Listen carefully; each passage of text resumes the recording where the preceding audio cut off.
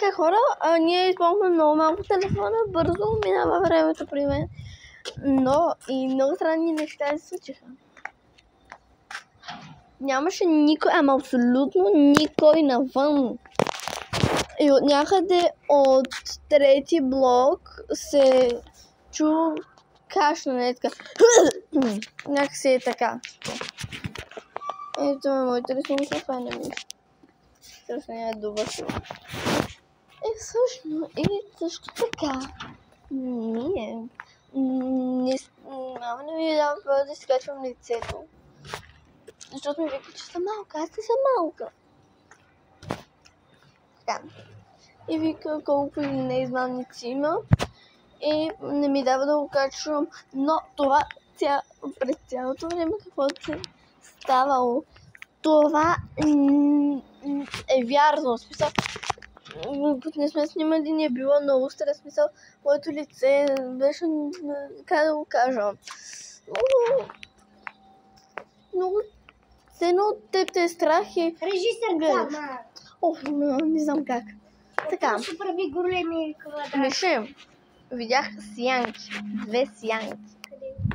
Едната е оттам, видиш ли, там от тревата. Е така. Някой така направи и се върна.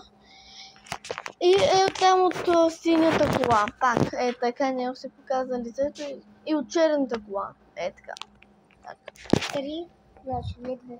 Да, предишната тук що на третата, последната на черната кола пак се случи. Мамо, аз не ви лъжа, има и дебела и малка. И като стиснеш и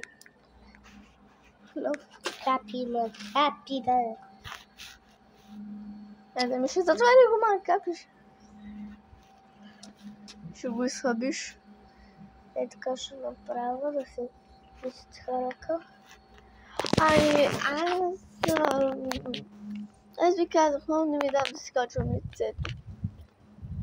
Защото, знаете, аз ви го казах. Странни, паранормални неща. Вие не Ние казахме на почти целия блок. Да, на наши почти всички приятели. Казахме. Но на един от нашите приятели сме казали, който от втори блок, а от втори блок винаги се случва паранормални неща.